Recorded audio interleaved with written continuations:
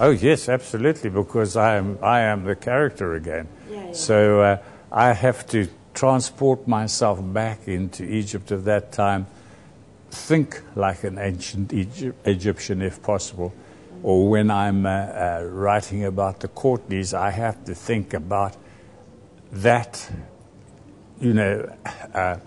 just build up the atmosphere around myself, which is much easier with the more recent novels. Yeah. But writing about ancient history is not just a case of not mentioning the internal combustion engine. You have to think like those characters. And in parts of of that series, the character Taita is a surgeon and doctor, and he says, here is the source of life. Just not that custard in your head. So, he makes up his own ideas of medicine and behavior and the interaction of human beings.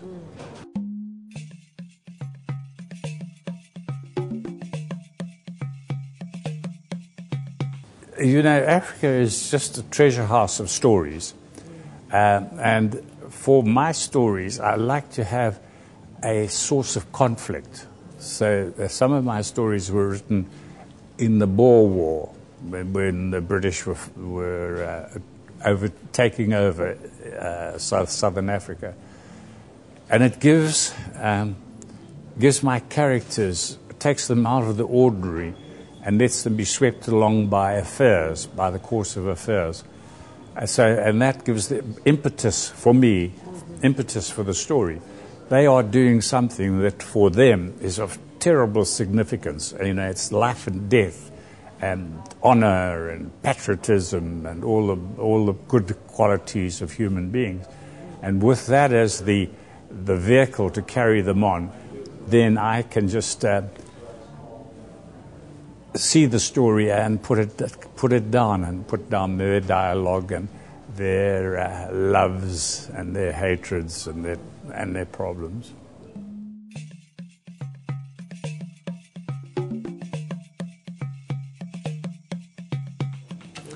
Well, for me, he's a rites of passage. He's a young man at the beginning of the story, doing something that he doesn't really want to do, looking for something else. I think that most young people have that feeling of a certain age when their education or whatever is over.